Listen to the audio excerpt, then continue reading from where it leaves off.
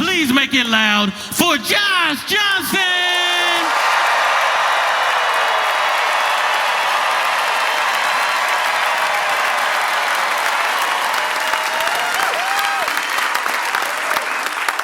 Sometimes the bad stuff is like also kind of funny. I think that's nice. Sometimes something happens and you're like, but it was goofy. Like, I'm sure y'all saw that Lindsey Graham died.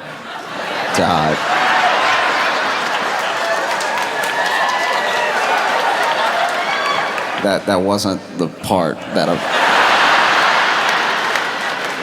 Okay. What I was bringing up was that he had a funeral, as a lot of people who pass do. Like, he passed and then he had a funeral. And at the funeral,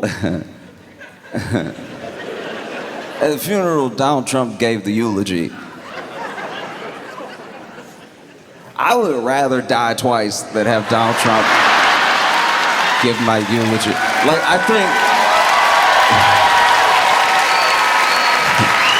it's just wild. Because imagine Donald Trump's gonna give you a eulogy in front of your friends and family, knowing this man can't keep a secret, he can't stay on task, he's not just gonna read what they wrote. No, I think maybe bring me back to life, take me out again, I don't know. Even when they were like viewing the body, you know, like sometimes when a senator or president passes and they have a whole thing where people can walk by, pay their respects and everything, and Trump walked by, and I guess he didn't know what to do, because I don't know how many funerals he really goes to. Do you know what I mean? Like, he's been to them, he's definitely been to them, but he doesn't behave like he has. Because as he's walking past Lindsey's casket, he did knock on it. And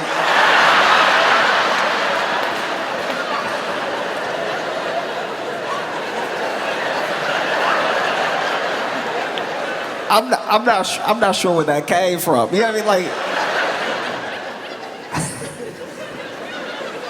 Like, man walked by, was just,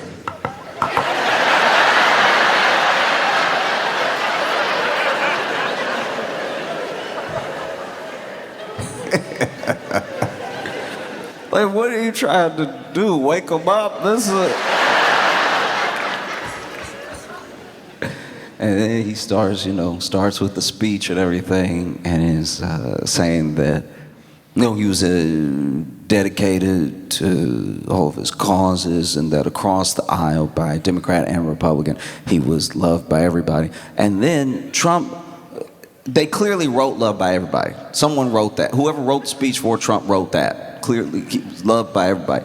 And Trump by himself was like, I don't know about that part.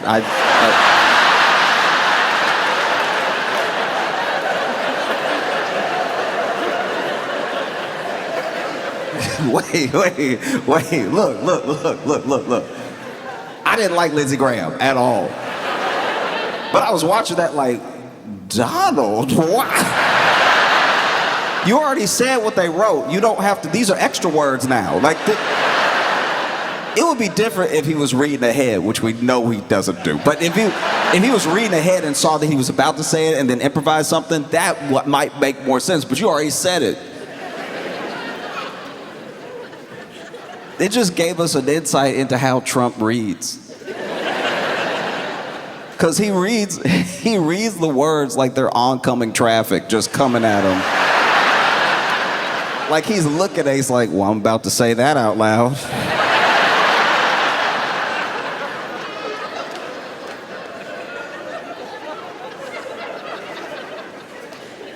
Clearly the sentences register a little later, and then he has to come back and be like, hey, that last part, I don't know,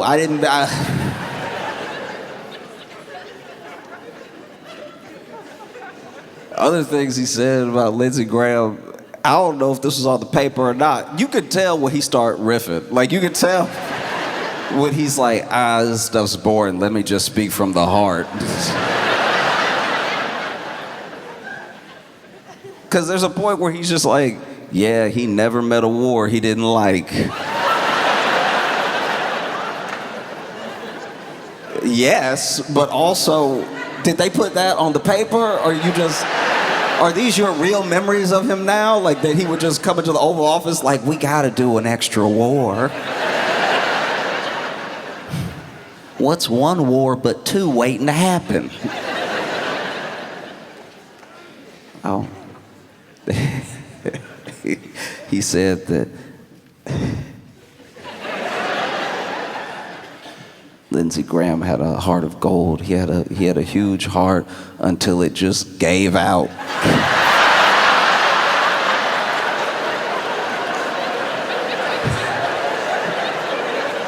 It is impossible to determine what was on the paper and what was.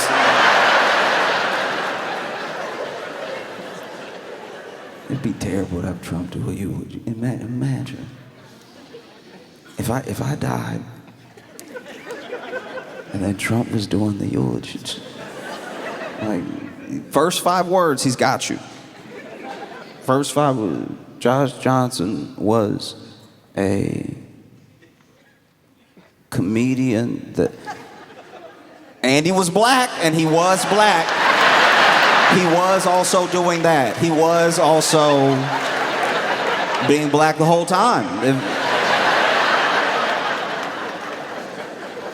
He even talked about it sometimes. He even talked about how he was, but people knew because they could see him. But sometimes he would still talk about it like we didn't know, but we know, we see him. That's what he is. He is was.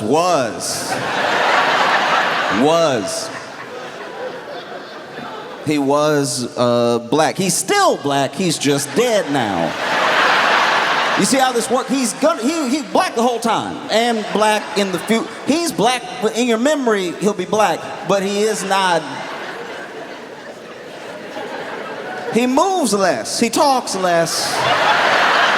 Still black.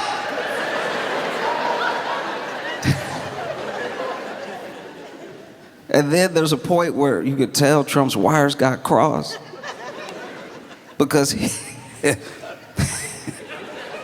you could tell his wires got crossed because he was like, I'm sure Lindsey's happy wherever he's sitting, laying.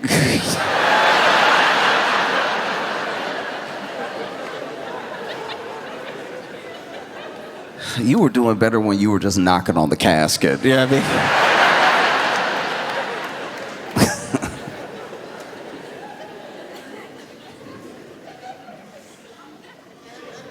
I don't know if you saw, but Andrew and Tristan Tate got arrested.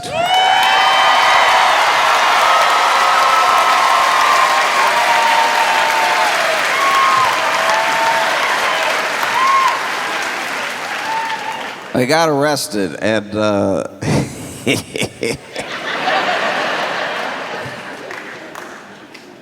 so, in case you don't know who Andrew and Tristan Tate are, Andrew and Tristan Tate are like these, I call them more hardcore manosphere, like red pill type dudes. Andrew Tate is a former like kickboxer, and he basically made his name online by making all these videos and talking about women and like what a man is and what a man should be and like how to be a man and stuff. And Tristan is his brother.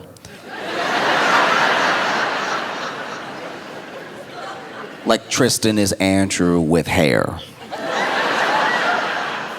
The police rolled up on Andrew and Tristan Tate, these two influencer brothers of the manosphere, big red pill guys and everything. And when the police rolled up on them, Andrew was wearing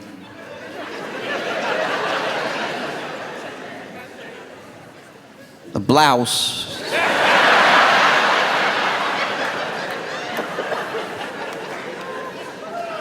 He was wearing like a purple blouse, nice color. And he had on what might be capri pants. I don't know if they were capri pants. I don't know much about fashion at all. I just know that everything was too tight. Everything was too tight. It was it was crazy. I couldn't believe that the clothes weren't painted on. And it was real open. It was like the buttons, I guess they had already chosen to end it. And so it was only buttoned towards the bottom. Or maybe the blouse just so tight that it's like you were never gonna get it around. I feel like he and I wear the same size, and he's 6'4". And police roll up on him and start grabbing everything. He tries to pass his phone off, but I think the police even grabbed it, I don't know. And when the police came up on him, maybe it's just because his clothes were so tight, but he backed up a little bit. And when he backed up, he didn't back up in a way that was even like threatening to the police. He backed up, you would imagine this alpha male would back up like, you gonna arrest me? Well, prepare to be bitten or something, I don't know. But he didn't like back up and then like bow up to him. He backed up as if to say, my modesty. Well, it's...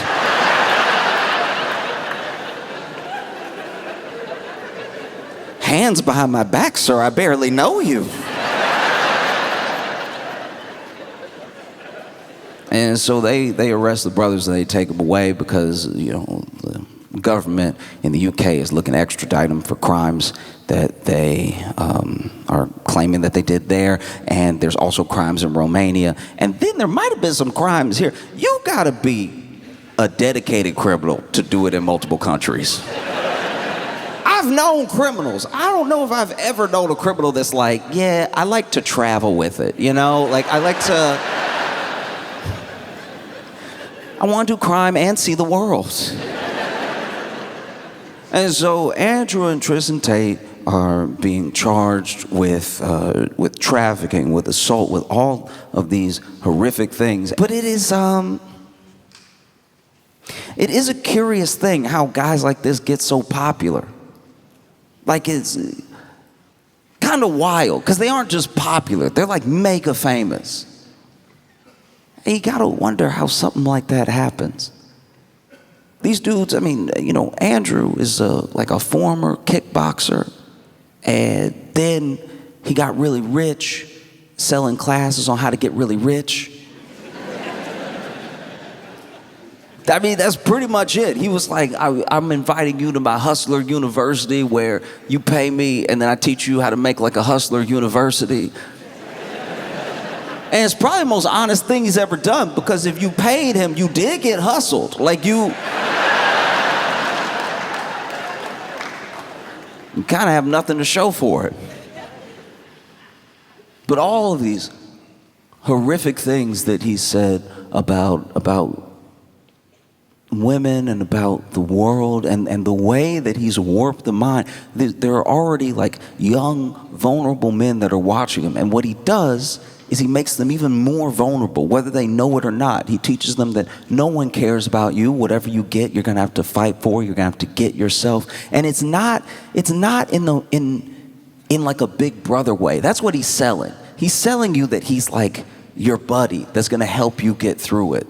But then when you watch any of his content, all he's really doing is trashing you the whole time. Like he's just dumping on you the whole time, the person who paid to watch his course. And look, if you paid to watch his course, yes, you're gullible. You are gullible. That's one you got to take on the chin. You are gullible. But this way of seeing the world and the influence it's had on so many young men is like, it's a harrowing. Because even now, like, this is your guy. This is your guy, the guy who can't kickbox.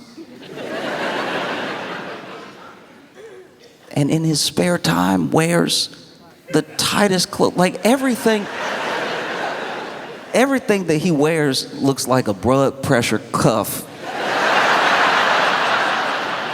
for the part of the body is on. Like how all his blood gotta be in his feet and his head. There's no way anything is traveling.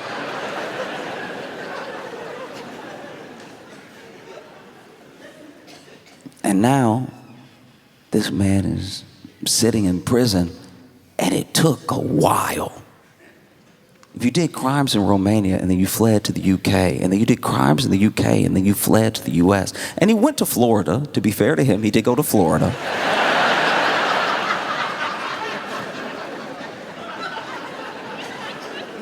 Look, he went straight to Florida. And Ron DeSantis, of all people, was like, I don't want this guy in Florida. He's not welcome in Florida. Ron DeSantis.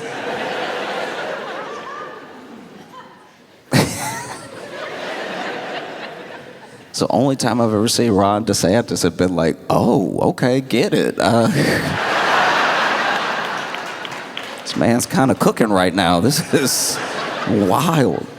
I guess everybody has one once every 50 years or what. But I think about how long it takes for the law or karma, whatever you want to call it, to catch up to a person. You see some people, it catches up to them very fast because they're very dumb with how they do their crime. Like there was a guy in the UK that was trying to rob a bank. This is decades ago when you still like could only talk to the teller. It wasn't just the ATM machine. And he went up to the teller and then he wrote a note. I'm robbing this bank. Give me like slide as much money as you can through the thing. I'll kill everybody. But then he did accidentally sign it, which I guess like.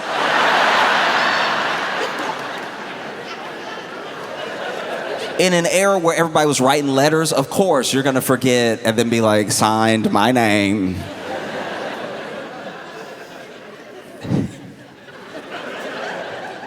There was even a guy who was on a list. He was wanted. He was in the Taliban, and he was wanted by the U.S. And he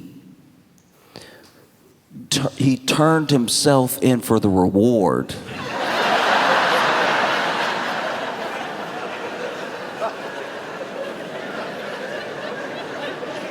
Which I guess I understand his logic. Like, if anybody knows it's him, it's him.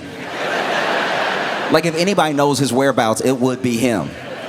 So why not go ahead and grab the money that you'll never spend? I can only imagine what that conversation was like, because apparently he really did just roll up and was like, hey, pointed to a picture of him and was like, hey, that's me, I'm here to collect. You know, if anything, I think it should be more. That's just me, though. Imagine being the person to be like, I have horrible news for you.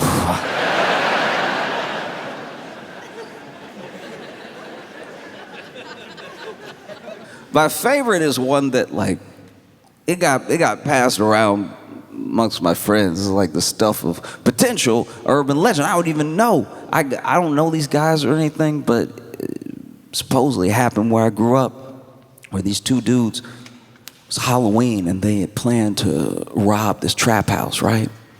And so they were on their way. It was just the two of them. And it was on their way that they realized they didn't have a mask. You can't just run up in there raw face. It's me. Hope you don't have a good memory. And so they didn't have a mask, and they were trying to do it by a certain time. And so in the car, all they really had was a permanent marker.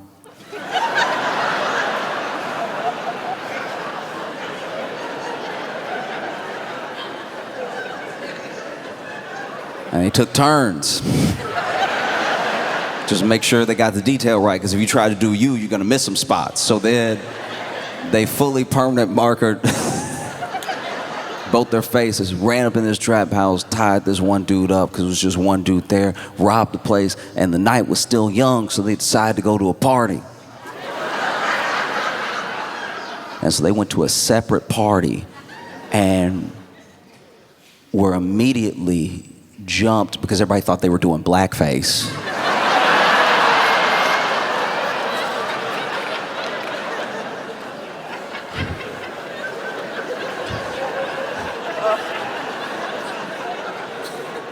because permanent marker does take a while to come off. And so then they actually got arrested for the fight at the party. And when they were being interrogated by the police, they were like, these dudes came up, said we're racist. I'm not racist. The only reason we got this on, and then accidentally told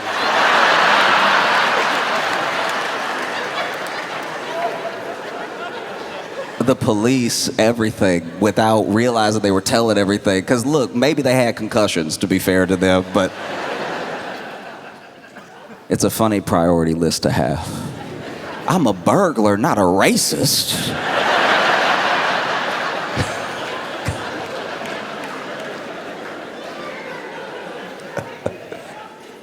But it is disheartening that their influence, these Tate brothers, was able to stretch so far, to get so popular, to make so much money. People would even ask Andrew how he got his money, and he'd give them different lies and stuff. At the end of the day, he got his money from making courses on how to get money. Like, he had a whole, like, hustle university, and then if you join his hustle university, you could learn how to start your own hustle university. And I don't know, it seemed triangle shaped as a business model.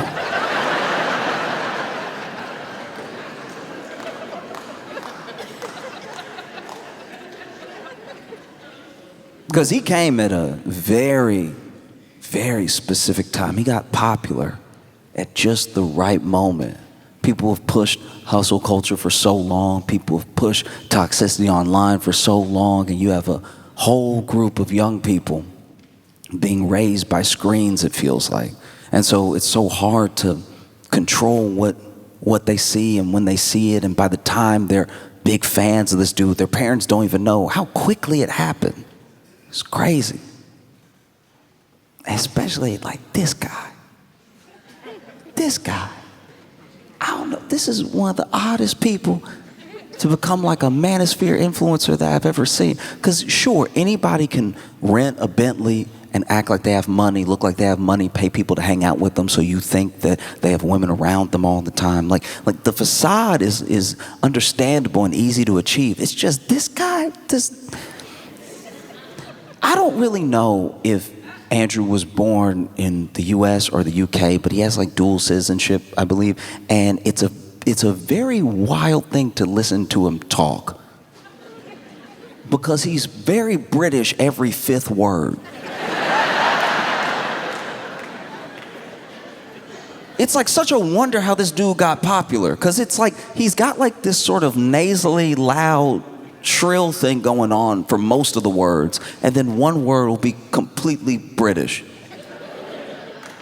He'll sit down in front of these young men, some of them take a course and then come see him in person, or maybe he's just making a video, and he'll be like, you see, what women don't understand about living on the block.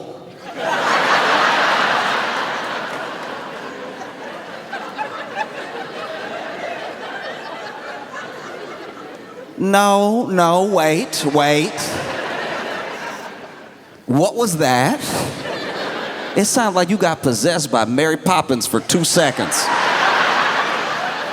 Like her spirit just walked right through you for a second. But I've noticed something with a lot of these terrible and abusive men. There's a direct pipeline.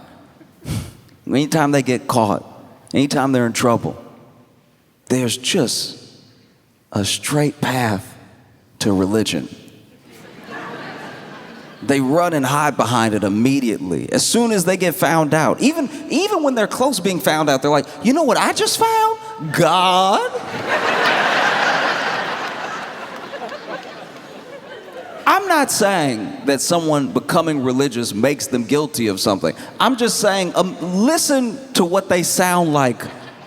And think about how convenient it is when they find God.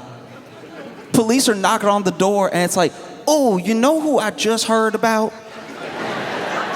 Do you know who I just heard about? A wonderful man named Jesus, all right? And you know what's so great about Jesus? He'll forgive anything. Whatever you did or didn't do, allegedly. All you gotta do is say you're sorry, and it's like it never happened. The slate is washed clean. You just gotta repent. Shouldn't we all be more like that? As I'm being indicted.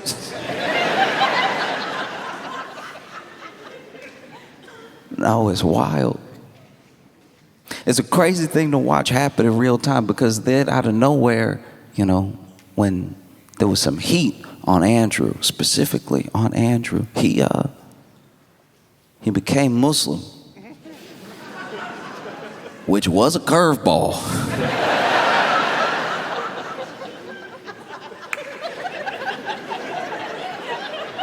Even my Muslim friends were like, us?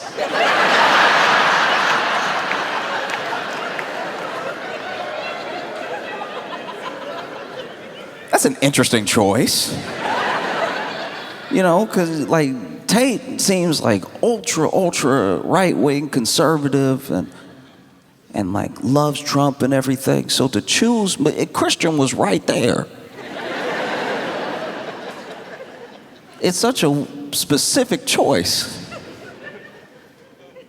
And I don't really think he was sincere or practices or anything.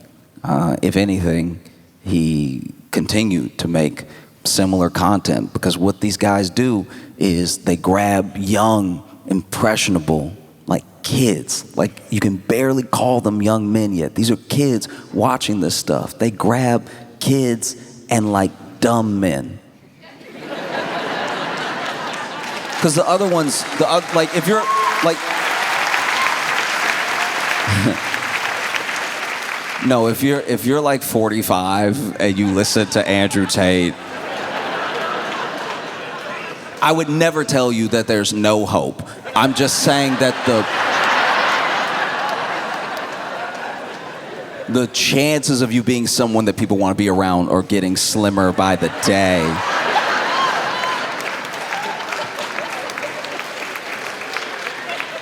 Like it was always sad to me when I saw so many people younger than him looking up to him. But whenever somebody was like his age or older broke me. Older, I was like, you can't tell me you need a daddy this bad. You older than him. What are you doing? You got men 55. 55 listening to this man try to get on their grind. I'm like, you've been alive longer than him. How did he figure out the pyramid shape before you did?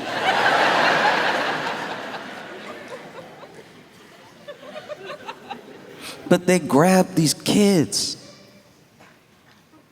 and convince them. They convince them of a world that is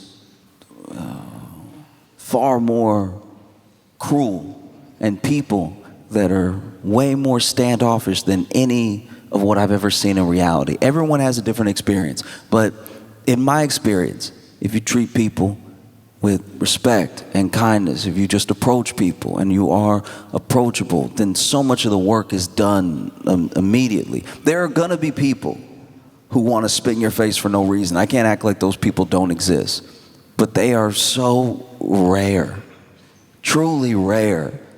It's very hard to meet an internet comment.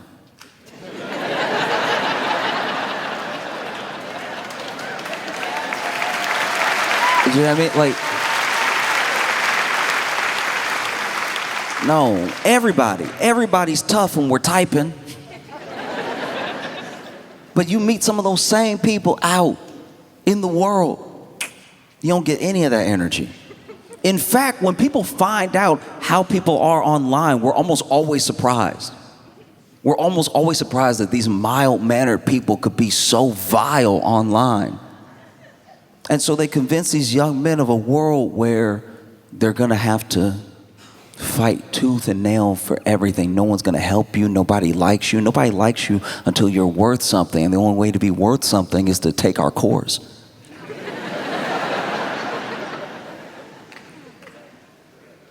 Because you'll see videos. I see these videos all the time. You'll be scrolling up, and most of my online viewing of Andrew Tate is people commenting about Andrew Tate. I don't look up his videos just to see what he thinks. It's almost always someone talking about something that he said, whether they're for or against, right? And the things that these people make, it's just to build a paranoia in young men that's so hard to, it's so hard to combat.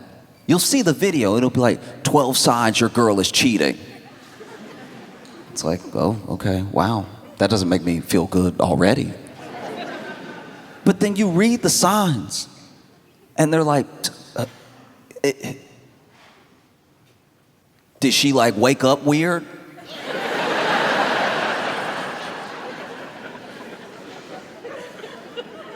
I'm just saying, like really assess how she sleeps and how she wakes up. Did she wake up weird? Because that means she's thinking about another man. It's never like a good tip. It's never a like she keeps calling you the wrong name.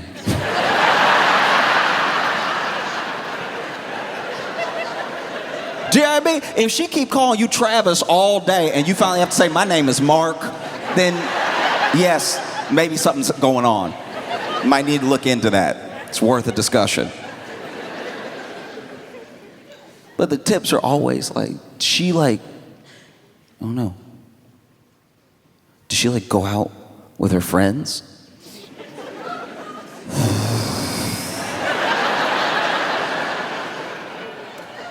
You think she's just going out with her friends because she said she was going out with her friends?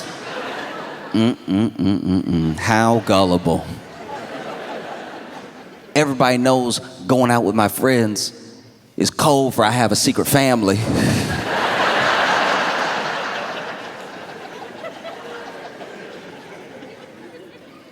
Like if there were good tips, I'd be like, oh wow, okay, look, this person clearly been cheated on and they know from experience. You can tell these people are making it up in the moment when they're making the video, because all this advice, all of this influence is just content to them. All these young men are just content and money to them. They don't care about them. They don't care to know them. They don't care to help them.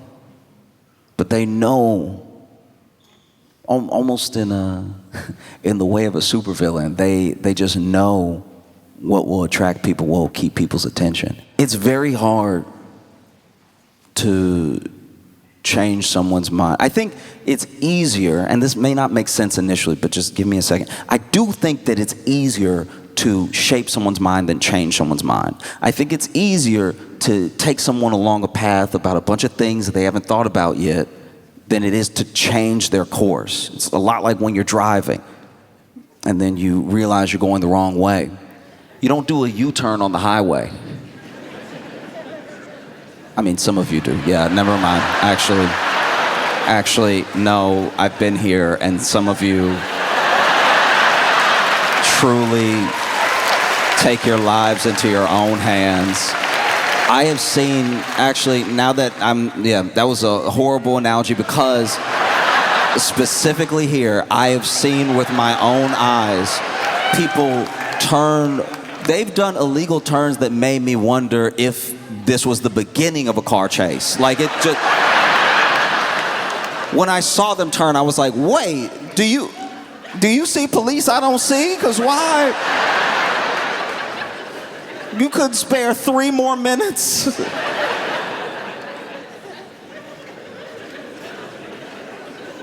In a lot of other places, this works.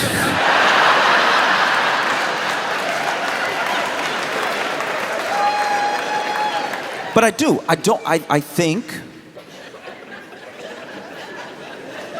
think that it is harder to change course than it is to be taken down a path. And so I think for a lot of these people who, yes, some are young, and so they haven't even thought about these things deeply, and then someone on a podcast is filling them for like 3 hours at a time with ideas and what to do in scenarios they'll probably never be in, and scaring them before they're ever even in situations to find love.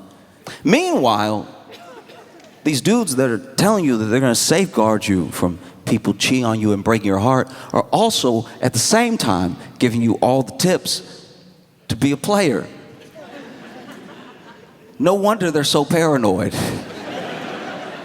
A more appropriate video would just be like, did she do any of the stuff on the list that we told you to do?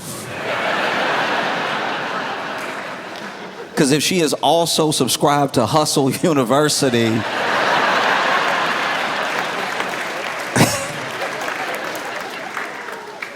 when it does catch up to you, like all of this bad stuff that you've put out into the world, you never know what form it's gonna take. It's one of the reasons why we shouldn't do any harm. We don't even know if what comes back around will be in proportion of what we did. And there are some people doing things that are so bad that when something bad finally happens to them, you're like, did that all? The universe could spare some more. That's... Out of all the bad things, that's it? You gotta get creative.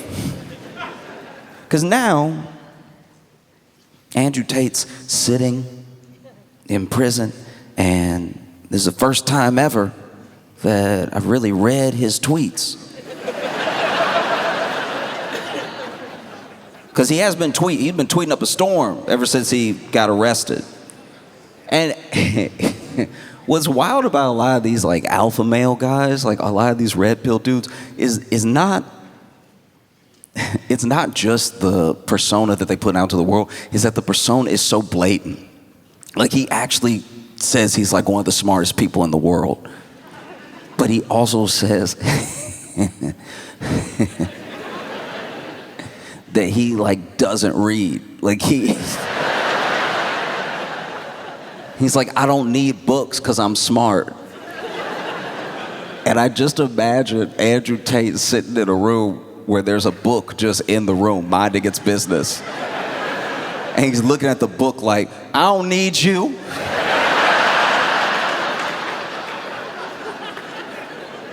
You think I need you? I don't even care what's in there, all right? I'm fine. I'm smarter than you.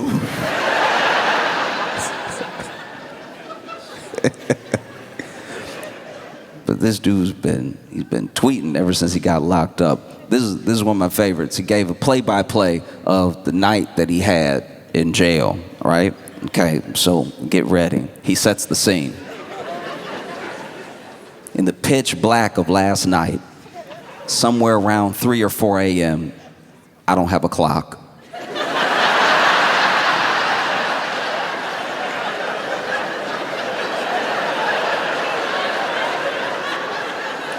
And just like Hemingway, it's the details that set the scene.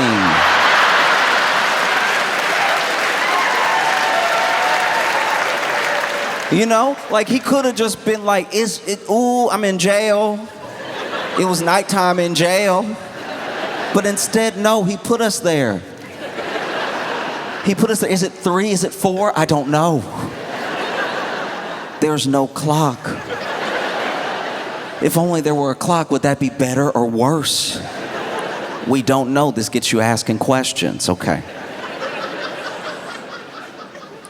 A prisoner called out through his steel cell door.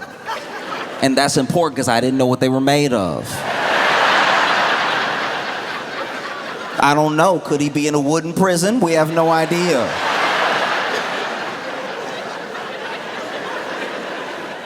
What if he's in a, you know, a straw brick, you know, some Three Little Pigs situation. It could happen. Y'all acting like y'all been to prison.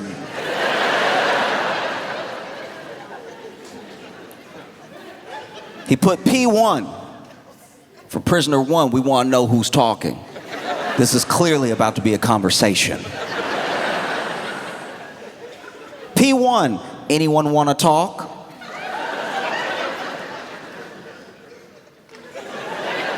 And then he wrote pause. I'm assuming here no one answered.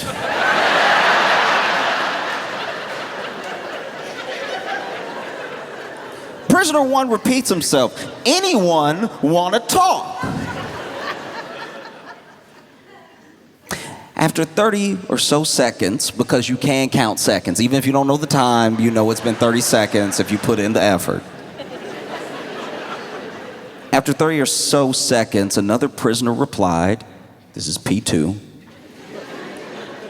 "Yo, yo." That's how people greet each other in prison. Yo, yo. I've seen many movies. Okay. P1, "Hey man, what you in for?" P2, "Don't ask me what I'm in for."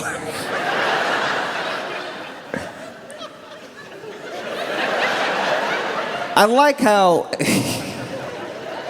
you could be in... No one's talking, by the way. No one was talking. And then somebody was like, "You want to talk?" And then he was like, "Hey, I'll engage. What are you in for?" Oh, that's too personal. "Don't ask me what I'm in for." P1, "I asked, you want to talk? Why can't I ask you?" P2, in all caps, I'm assuming that he screamed, "We both in jail."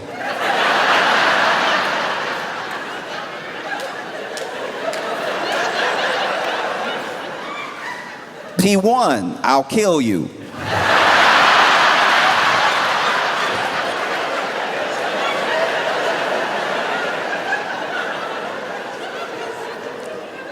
The next 15 minutes was both of them screaming death threats at each other at the top of their voices. Eventually, a demonic roar erupted from another cell. A deep and raspy scream coupled with furious bangs on his cell door. Boom, boom, boom. And a death metal shriek. The two original prisoners argued for another minute or so until eventually subsiding to the banging and roaring. I thought that this, in quotes, demon just wanted them to stop fighting, but I think they simply woke him up. He continued to roar and bang for hours until the sun rose. I was unable to sleep, and it was too dark to read.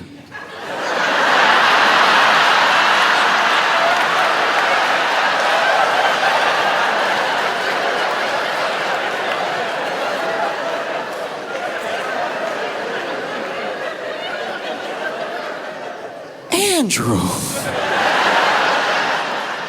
did you lie?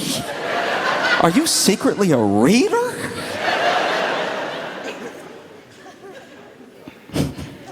I was unable to sleep, and it was too dark to read, so I counted the bricks on the wall.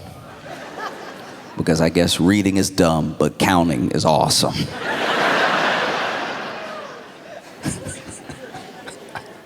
These have been some of the best tweets of the year. Everyone that I know that's been to prison just sort of did their time, went to bed when it was time. They didn't document. They didn't journal through the internet. There's another tweet. "I'm famous and accused of sex crimes, but I'm not on the Epstein list because I'm being framed. They all walk free. I sit in jail." And it is an interesting tack to take. To be like, y'all let the Epstein people go? That's not fair. Let's be consistent, people. Another favorite, me. This is him.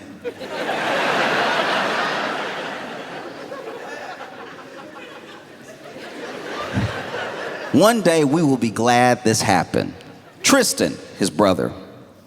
"Everyone knows we're innocent. We went down as heroes. More importantly, we went down together. Best thing ever. I'm already glad it happened. Don't ever try to reassure me again."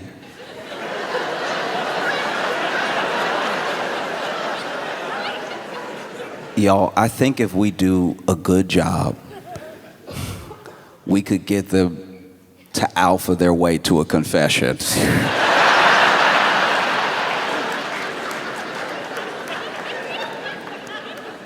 Never in my life have I seen someone be like, "Yeah, Thank you for the kind words. I feel better. In fact, I feel so good. I'm glad it happened. Get away from me trying to reassure me. I don't need reassurance.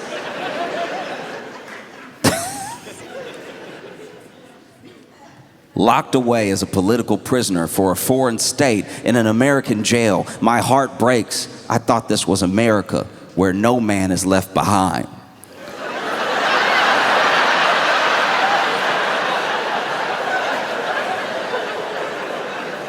When did America?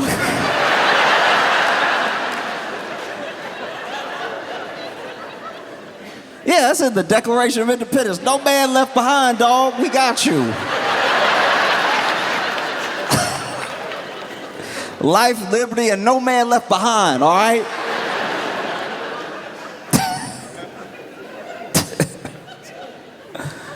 Okay. Here we go.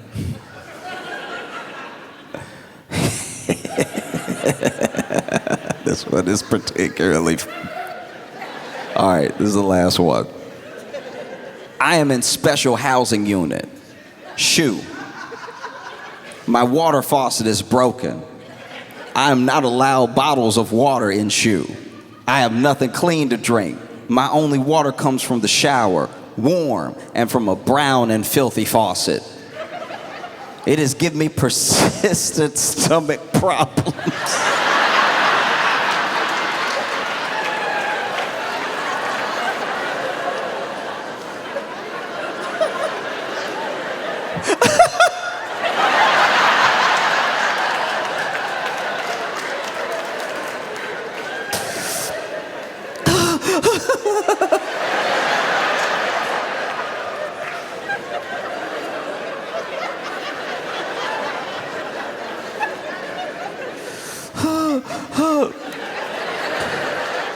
The water I am drinking is not clean. I am an American. I don't know what that has to do with...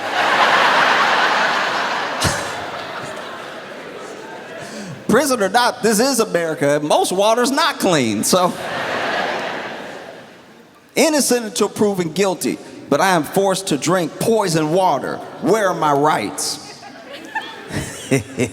Okay. It's just funny because I was reading all that stuff and I wondered to myself, how does he have a cell phone? Do you have, like, I know you get a phone call. I don't think you just get a phone. And then my friend was explaining to me that no, he must be having conversations with people and then they're tweeting out the things that he said to tweet after the conversation. And I was like, oh, that makes this way funnier. Like that's, because he's talking to the first person, which means his friend was like, okay, all right, no, okay, I got it, all right, no, I got it, okay, well, have a good day. Oh, sorry. Have the best day possible. Live, I guess. I don't know. All right, bye. My stomach hurt.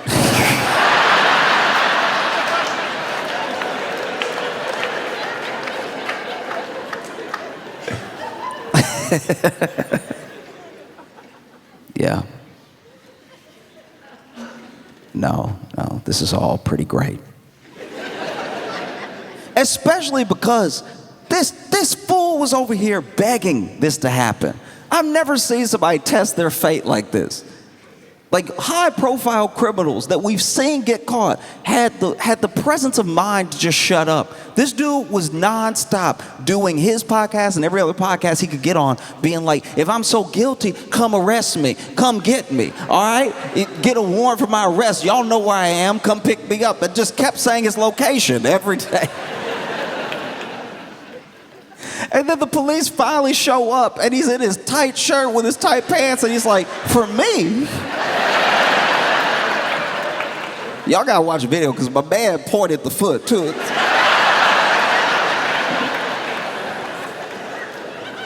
Why would you arrest me? I am innocent. I'm an innocent man.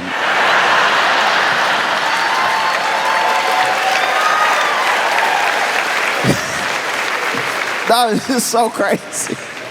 That dude was on like Candace Owens' podcast being like, y'all think I'm dumb? You don't think I wipe my phone every night? You think I go to bed with a phone full of evidence? And I'm like, well, if you're innocent, is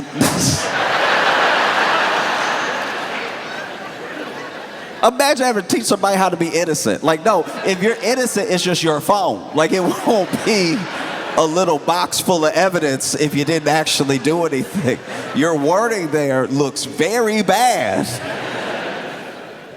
He was very good at coming to people in a vulnerable time in their lives and just mass producing clips everywhere. Clips, and saying things like, I can find someone for you. I can teach you how to be just like me. Meanwhile, he's the way he is because of your money. And even then, he's not happy. Because a happy person doesn't travel the world doing these things to people, talking about people this way, and shaping young men to be monsters. It's one of the scariest things I've watched, is seeing people take what he said, and then when you ask them, because you shouldn't have to like know a person to treat a person like a person. You like, and I mean that by type as well. Like whenever people are like, whenever there's someone saying something insane, and then the person has to just level with them, like, do you have a sister? Would you want people saying these things about your sister? It's like, we shouldn't even have to go there, because not everybody's gonna have a sister. You know what I mean? Like, just truly, it's like sometimes people will be like, do you have a daughter? And they're like, no. It's like, do you have a mom? Is mom one? Do you at least have a mom? And then you ask them questions about like, okay, if there was someone speaking the way that Andrew speaks about women, about your mom, would you be upset? And almost always they're like, yeah, but my mom's like different. It's like, oh no. Oh, how do you get around that? You're not even making sense right now. Okay, so stay with me here. If he's wrong about your mom, he's never met your mom, and you know your mom, and you know other women, right? And so if he's wrong about your mom, is there a chance that he's wrong about other women? Oh, maybe. I mean, I guess he hasn't met all the women. You go, oh, good. We're getting there. Okay. No, stay with that. That's good. Stay with that. All right. So because he hasn't met everyone, how would he know how everyone is like? Like what? Like how is he? Is he? I know he's traveled, but has he met everyone? No, he hasn't met everyone. Okay. All right. Okay. Never got this far before. All right.